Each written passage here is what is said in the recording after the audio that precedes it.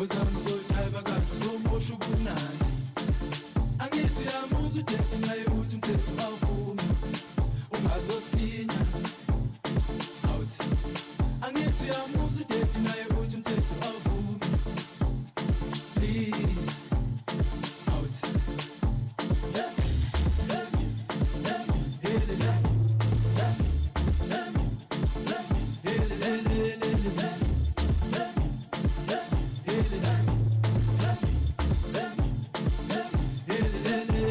let me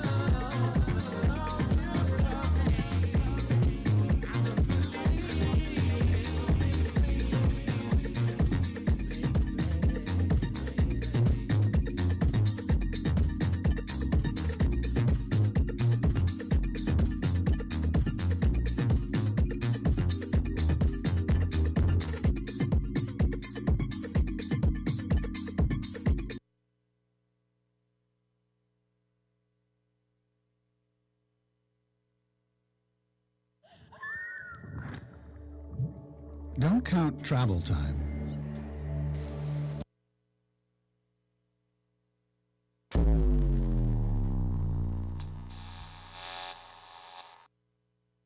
I get deep, I get deep, I get deep, I get deeper into this thing. The deeper I go, the more knowledge I know what to sing, what to bring. What? I get deep, I get deep, I get deep, I get deeper, deeper, deeper into the vibe. What? Chilling in the corner at the shelter all by myself, checking it out. I'm not dancing no more, but why? Why? Why? What? How on earth are you supposed to vibe around the fake ones, the ones that say they know what is what, but they don't know what is what. They just strut. What the fuck? What? I get deep, I get deep, I get deep, I get deep, I get deeper into this thing, and I pretend that they're not there. I just stare up in the booth at the dread man spinning the song, spinning it strong, playing things like when can our house begin? That's my shit. What? Woo! I get deep, I get deep, I get deeper, I get deeper when people start to disappear, and it's about 6 o'clock. Woo! I'm feeling hot. Take off my sweater and my pants, and I start to dance, and all the sweat just goes down my face. And I pretend that there's nobody there but me in this place. I get deep, yo, I get deep. What? Woo! I get deep, I get deep, I get deep, I get deep when you take all the bass out the song and all you hear is highs, and it's like, oh, shit!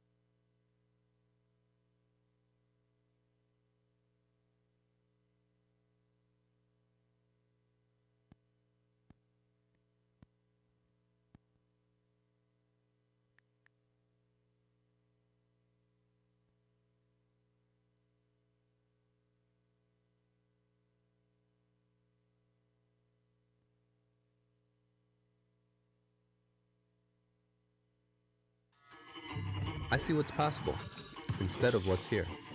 Others see cracked concrete, broken backboard.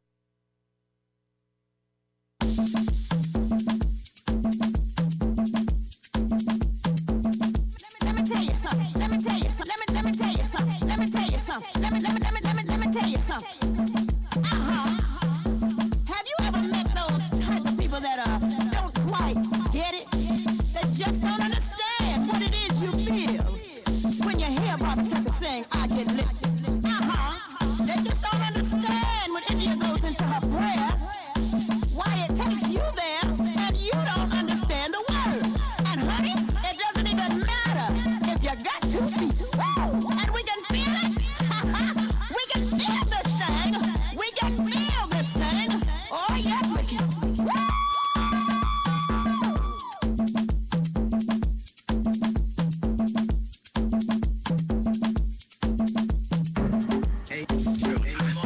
We're back in the time machine. 1996, New York City, Sound Factory Bar. 2 o'clock in the morning. We was chilling.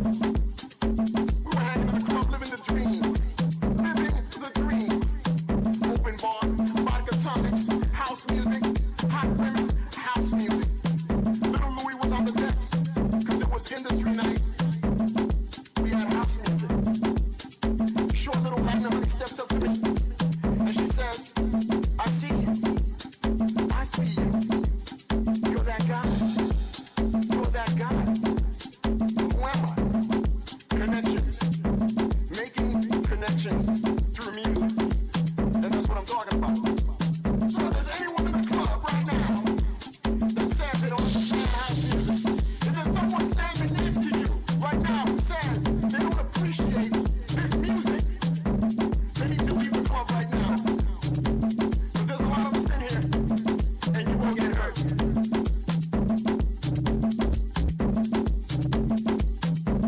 So we're back in the time machine. 1997. New York City, red zone, 4 o'clock in the morning.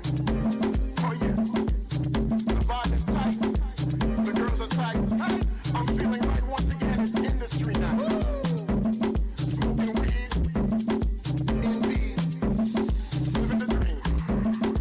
David Morales on the decks, smoking checks. Hotties on the set, Todd and Kenny breaking necks. Everyone's living the dream. So I'm hanging out in the VIP. Little Japanese dude steps up to me with a 2-inch in his hand. He had a 2-inch in his hand. He had dark glasses on. I remember he had dark glasses on. I'm sipping Cuervo on the rocks. Buying time. Feeling right. He steps to me once again. I see you. You're that guy. I heard your track last week in the club, and it touched me. It really touched me.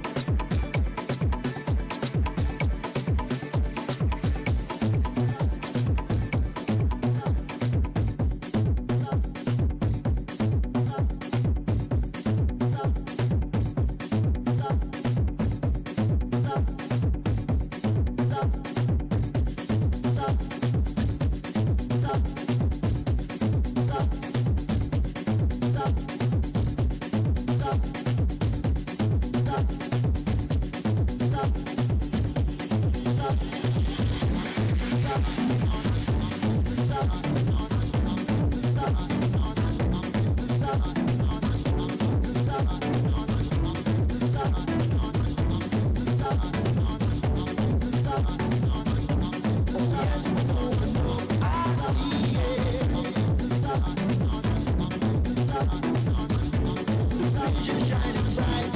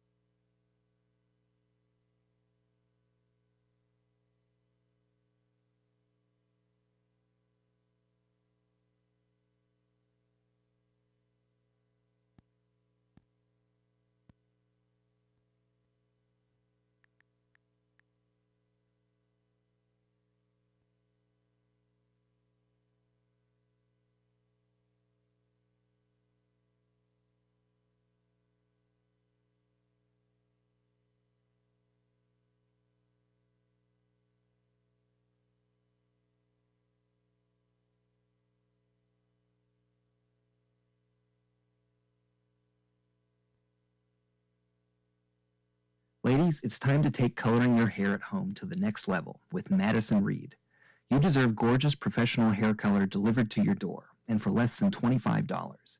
For decades, women have really just had two options for coloring their hair.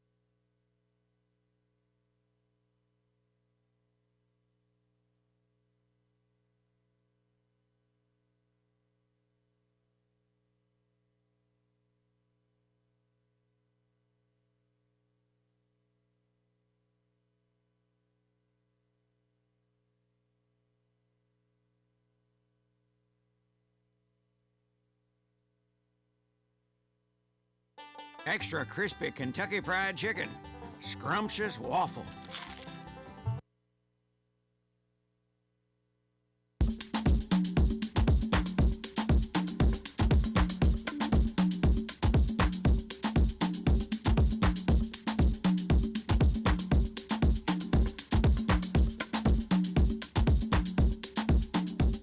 So I'm going to invite our three amazing guests up to the stage, and as they're coming up, I'm just going to say a little bit about them, because you don't have programs.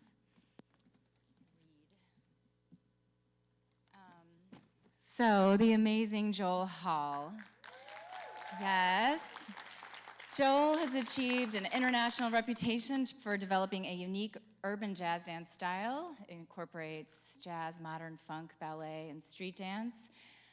His innovative and continuously evolving dance style is appealing, relevant, approachable. I think we all feel that, saw that, experienced that. Joel's company, the Joel Hall Dancers, has a 40-plus year history, beginning with the company's inception in 1974.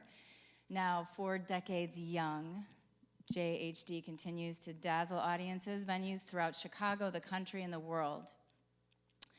Joel has been the recipient of numerous awards and accolades, including Lifetime Achievement Awards from the Jazz Dance World Congress, the African American Arts Alliance, and the Chicago Dance and Music Alliance, among many others. He has received the Katherine Dunham Award.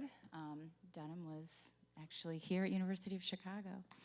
2 Merit Awards from the Black Theater Alliance, and is profiled in the History Makers series online, and has served as one of Mayor Harold Washington's International Ambassador for the Arts. I'm sure we could go on and on and on, but this is amazing. Jacqueline Sinclair has been a member of Joel Hall Dancers for nearly 30 years. We saw her up there just now. She has originated roles in many of Joel's acclaimed works, toured nationally and internationally with the company. After several years as the company's rehearsal director, she was promoted to assistant artistic director, and today she serves as the organization's artistic director and executive director. Jacqueline also recently codified the Joel Hall jazz dance method, breathing floor bar, after studying and performing the method throughout her performing career. And she is planning to launch a teacher's certification program through Joel Hall University. I'm excited to hear about that. Janae is the founding director of Chicago Dance History Project. She will tell you all about this incredible archiving work that she's been doing, some of which we just saw, and for which she just received the 2019 Ruth Page Award for her work with CDHP. Her creative practice spans the page, stage, and the screen, includes dancing, choreographing, teaching, researching histories of dance. She has performed with tap dance artists, many. I could list them all, but we're gonna skip also to her work as a writer. She has written articles for dance publications, including Dance Magazine, The Village Voice, 3 dance books for children, and she's done a feature-length documentary that explores the work of women who resurrected and revolutionized the art of American tap dance, and that continue to pioneer in the field. So without further ado, I will pass this to you and keep going. Thank you. Hi. Hi. Okay. Well, Janae's going to start by talking about the film. Yeah, we thought we would just give a little bit of context for what you just saw. I think of this as a video translation of the archive that we've been collectively working on for almost a year. So this is one of, I would say, 4 main components of what we're calling the Joel Hall Legacy Archive. One will be the upcoming performance. We have a physical exhibit up at Joel Hall Dancers and Center, mounted indefinitely, I suppose. In the future, we will be exhibiting a digital exhibit on chicagodancehistory.org. So this was sort of a video translation that pulled the components from those other three entities together, the archival footage of the pieces that will be in the Legacy concert, some of the components of the physical exhibit. We painted those quotes are from Joel from each decade that the piece represents. And they're on the walls up at Joel Hall Dancers and Center. And then, of course, the digitized materials in there as well. So this is kind of the fourth component of an archive that's living and breathing and existing in a whole bunch of different ways.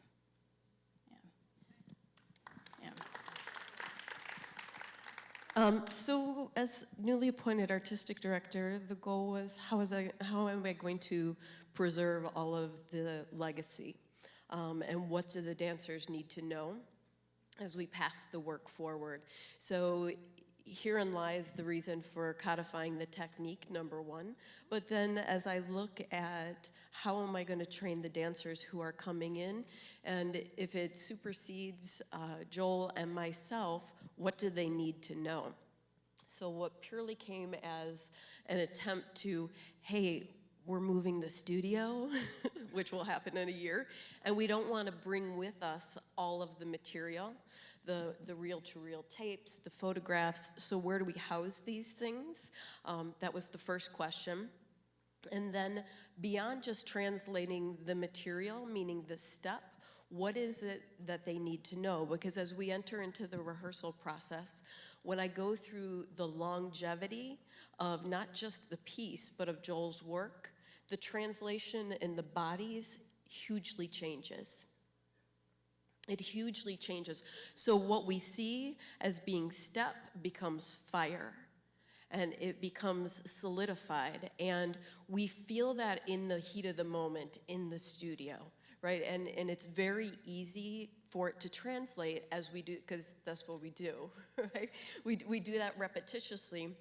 But if I'm really looking at beyond me, because when I'm done here, which is no time soon, but when I'm done on this earth too, then how is this legacy going to continue to live? Because jazz dance is valid, it changes lives, and it has changed everybody in here, but how does that continue on past us? And so the project started to get way more involved than just merely wanting to get in the cloud what I have in the storage unit. And so we started to have some deeper conversations around now how to approach archiving dance. Yeah, which we hadn't really done either through Chicago Dance History Project in this kind of way. Primarily what we were doing was original research, conducting on-camera interviews with folks. We've done 94 at this point, and hosting public events like this where we explore concepts of Chicago dance history in a more collective environment. So this was an opportunity for us to consider how can we work collaboratively to represent the history of a company and its work in yet another way. So that's sort of where we started, right? Yeah, and we started last year on Joel's birthday. We had a legacy lecture, and it was at that time that Joel and I identified one significant and signature piece from each decade that we will present in a legacy concert. As Bill hinted to, we have that date almost solidified, so keep your ears open. And those are the 5 works that you'll see. And then the next step in that is that Joel will present a new work coming up in 2020. And so that will solidify the concert. It'll be the finale of the concert. It'll be added into the video here. And then the question with the new work is, how do we want to start to archive that? Yeah, we'll be documenting that one in real time, which is a rare experience, right? So we're starting to think about kind of the same thing, like this piece that you're making, Joel, in order to have it restaged 3-4 generations from now, what do we need to give those future generations in order for that to happen? And that is where you all get to be a part of the new archive. So we want to ask Joel now, we want to start to document from your brain just that kernel of a itty-bitty idea that you have, and then we want to document it all the way until the dancers are actually dancing, probably on this Marley right here, in the new work. So how do you foresee this new work developing? Well, the new work is actually a continuation. Well, it's not a continuation, but it is an extension of Anja, which was premiered here. Was it premiered here last 2 years ago? 2015. Yeah.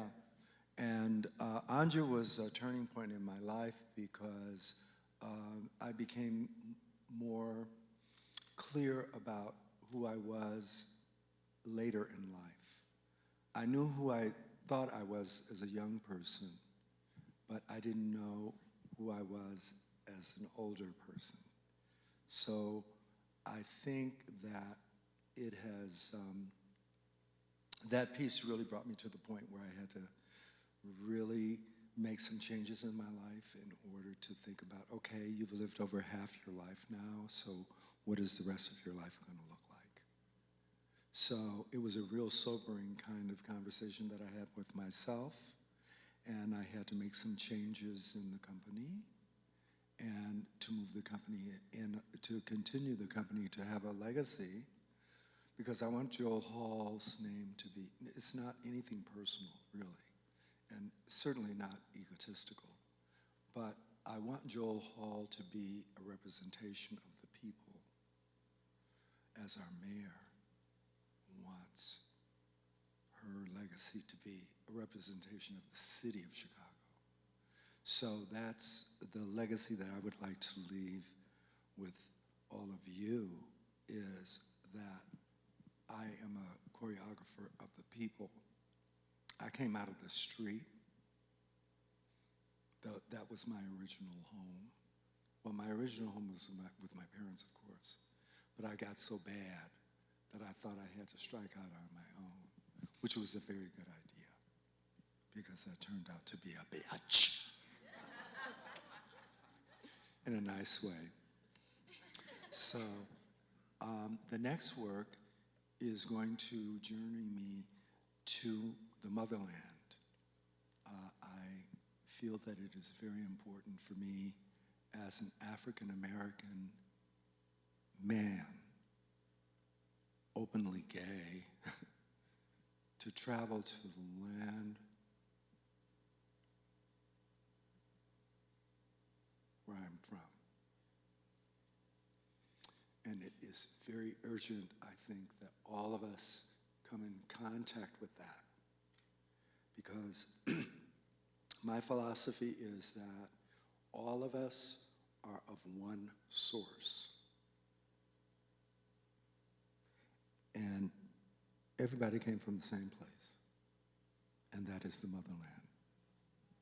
So no matter how we want to think of ourselves, or how we want to categorize ourselves, or how we want to separate ourselves, or how we want to kill each other, or how we want to whatever, we are of the same source, basically. And when you strip all this shit away, it's the same thing there. You know what I'm saying?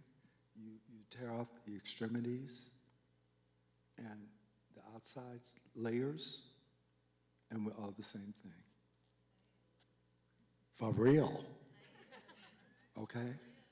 So my life is about that explanation to everyone, that we are of one source, and if we can think collectively, we can change anything. But if you're thinking separately, then you're stupid. Now, there's a difference between ignorance and stupid. Stupid means that you're stupid. Ignorance means that you're not aware. So my purpose in my trip to the motherland is to cleanse myself and to cleanse my spirit and receive the powers that I have always had from before I was born through my ancestry. So the next work will be an evolution of Anja, the unexpected. And it will be unexpected again, because I like to be unexpected. I like to just pop up. So that's kind of what the piece will be. I've already listened to, I've been doing research on Ghana because I did my own ancestry, DNA ancestry, and I found out that that is the area of Africa from which I'm from. So I will go back there just to be there. And I think that that'll be a very healing, though painful experience for me, but necessary in order for me to complete this work, this upcoming piece. It's gonna blow your hair back, baby. And if you don't have I got hair, something for you. and if you don't have hair, it'll blow your wig back. That's a Joel Hall quote. I've already blown my hair back off. So that is what is happening, people, with the next piece. And Jackie is taking on an awesome responsibility, because having a company for as many years as I have, it is necessary for me to think of what is the right thing to do. And at first, I almost fell into the trap of what everybody else falls into, in that, can she really convey my culture?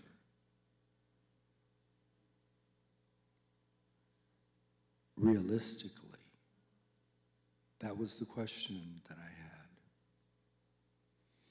And I felt by the end of the conversation that I had with myself, and the many conversations that I've had with Jackie, that Jackie will maintain my integrity.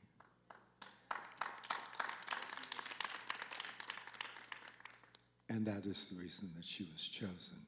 Not that I have to explain myself to anybody at this point, okay? But there's always somebody next in line. Jackie's been with me longer than anybody in the company. So she was logically, for me, the person to step into that place. Now her assistant is the next longest person in the company, who will eventually become artistic director also. And that is Mr. William Gill. I don't know if you know William or not, but he is off the chart in Horton and in jazz. He works for, who's the guy that he does the work with? Rick Cave. Nick Cave. Yeah. And he's done Showboat, he's choreographed Showboat, he's rehearsed it all over the country. So he's very well versed, and all of the people that come through our doors are very well versed. It's very important to me. When I was growing up, I went to the A-list school in New York to study. I was here in Chicago, studied here with a lot of different people who you probably don't even know. And through all of that work, I learned what was important in terms of technique to build the dancer that we need to see. The dancer that is not the competitor, but the dancer that is the dancer. Because there's a difference in competing with other people and then understanding how you compete with yourself. So our people learn to compete with themselves and love each other and respect each other in order to get through the rehearsal process. Starting with our youth company and our second company, which was our scholarship, and then the adult company, which is now Jackie is heading. I'm the emeritus. I still teach 3 days a week at the studio. 1 day out here on the South Side. I'm a South Sider now. Hallelujah! Yes, I love the South Side. And I was raised in Cabrini Green, so I'm a North Sider. You know what I'm saying? But Craig and I moved out here 10 years ago, and it's like, really? Oh, honey, this is fabulous. This is fabulous. The people, my people, are fabulous, fabulous, fabulous. You know what I'm saying? And that's what we've got to see with each other. Every person that you're looking at in this room is fabulous. And it's all about your fabulousness that's going to make you even fabulouser or worser. Okay? So I really appreciate this birthday gift of you coming and sharing your time, taking your time out to share my 70th year on the planet. I'm so grateful. And yes, my sister, she's 77 too. She's a little older than I am, but just a little bit. Yeah. So I want to thank you all very much. I want you to take class.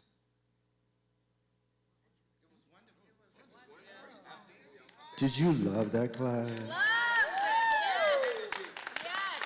Were you working? But it was on like a love level of work. Yes. Well, that's how it's got to be. It's all about love. You know, if you're not going to love it, don't do it. You know what I'm saying? The only time I scream is when I know that you love it, but you don't understand it yet. You don't understand that you love it. That's when I get angry. Okay. And don't come in with any excuses about you just had 5 children and you haven't danced and I don't know when, and we don't want to hear that. You know, because dancing has nothing to do with age. It has to do with your heart and soul. That's how we move. The step becomes irrelevant, doesn't it, Jackie? It does. Yeah. So I always say that the step is irrelevant. It's what is in the step that is what is important. That is where we get our essence of understanding. So I've come to a new understanding of myself. I want to share that with you. And, you know, I hope that Joel Hall lives in the archives of this city and of this country and of the world for as long as it possibly can, you know. But it will be notated. Thank you. Our pleasure. Yes. It will be notated, and it will be, you can go to the archives to find it, and you can dance the work, but you got to pay me some money. Okay? Come and get trained, and if you're not coming to get trained, go get trained. And it's not about me, it's about you. Okay? Yeah. You're lovely. Thank you so much. We have time for 2 questions, so if you have something burning to ask, we can only take 2 of them. In the back?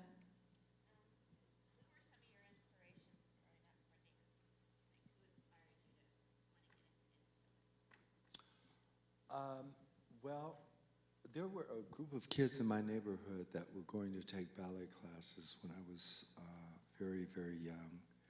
And they would go up and take class with Mr. Ed Parrish, who was up on Kedzie, North Kedzie Avenue. And one was D'Artagnan Petty, who went to Dance Theater of Harlem.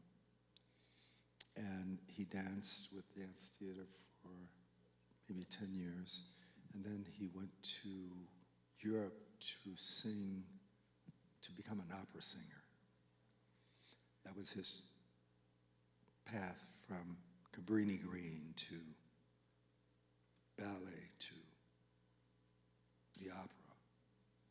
And there were several people in that group that would study with Mr. Parrish, and I would come along just for the ride to check out what was going on, and eventually I took class with Mr. Parrish. And then I took class with a whole bunch of other peoples. Mostly jazz and ballet here, modern with Denise Jefferson, who was the head of Alvin Ailey's school in New York. She had a studio here and is from Chicago, from Hyde Park. And she went to into business with Nana Scheinflug, who was the director of the Chicago Dance Center. I was in the Chicago Moving Company, and Nana and Denise got into it. And Denise decided to shoot, this is the tea here. Okay, get your books, get your notebooks. Okay, and then Denise decided that she wanted to go to New York. So she went to New York and she joined the Graham Company and danced with Martha Graham. And then she moved to Mr. Ailey's company to work at the Ailey School. Her daughter Francesca is now a very famous ballerina, has danced all over Europe and in New York. So there are a lot of very, very, very prominent artists that came from Chicago who are dancers. Any of you know of Miss Lucille Ellis? Any of you know of Mr. Tommy Sutton? Yes? Okay. These were pioneers. Here. Darlene Blackburn. Okay. I need to do this book, don't I? Yeah. I think I need to. Yeah. So. One more question. Did I answer your question? Did I? Those were my inspirations. Those people and all the other people that I came into contact with in New York. There were many people in New York that I loved and adored that helped me understand how to stand on one leg, how to stand on two legs. Yeah. Because I went to New York thinking I was grand, but I wasn't when I saw all those other people up in there. Learned pretty quick. So it's all a growing process. And the more you learn along the way, you keep going and you know more and you know more. And all of a sudden, you're producing all these incredible dancers with this wonderful history. I told her she could ask one. Do you find that when you go overseas that the audiences appreciate you more, or that people appreciate you more there? That's a very good question. I think that Americans are not aware of what we have. I think that the rest of the world really appreciates the multiculturalism of our country, because most European countries or Asian countries are pretty homogeneous, right? So when you go to a place, you see everybody's kind of the same. But you do see black people everywhere. In Mexico, in Norway, in Russia. I see them everywhere, who are native, who were born there, black people. So I think that there's an understanding that's different and an appreciation for what it is we do. I don't always think that they treat us as black people well in Europe, because I think they have problems there too, that they always go, oh, well, we don't have that here. We don't have that problem here, but they do. Okay, I was doing a television show in London on BBC, and this it was called Ebony. The show was called Ebony, and the host was a black woman, this beautiful sister, and they asked me to come in because the company was in from the States, and they wanted me to interview on this television show. And so they had 2 seats set up, and she always sat where Jackie is sitting, and then the guest always sat in this chair. So when the morning I came in and I met the producer, and then I went downstairs and met the sister that was doing the show, and we chatted for a few minutes, and then she went to sit in her chair, and I went to sit in the opposite chair. Producer comes down and says, you have to switch to her. Now this is her show. She's the star, right? So the guy is going to come. Is the producer over her? I guess he is. Is that the way it works? Yeah, okay. Well, he told her to move. And she said, well, I always sit here. This is my seat. And so I said, I watched this exchange, and it was very not good. It was improper behavior for people generally. So I just said, look, if she can't sit in that chair, I'm not doing this show. So if you want me to do this show, she's going to sit where she wants to sit. I did not come all the way over here for this. Okay? He looked at me, he got the message, and this thing sat on her throne.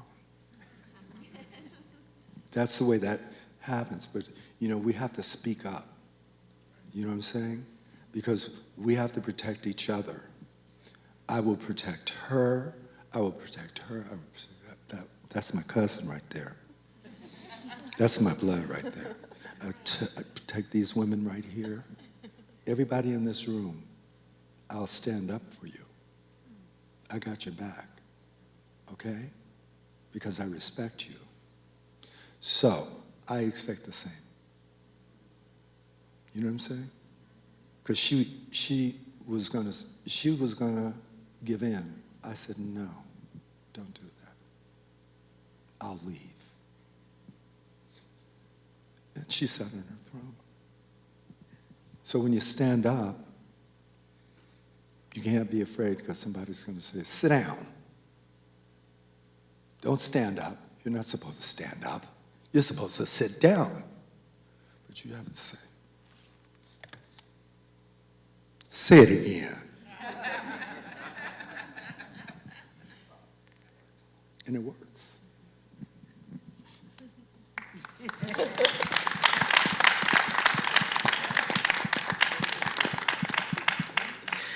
I want to take a moment to thank Julia and Bill for having us. We love Bill Mitchell and Julia Rose. 1, 2. And we love you. Happy birthday to you. Happy birthday to you. Happy birthday, dear Joe. Happy birthday to you.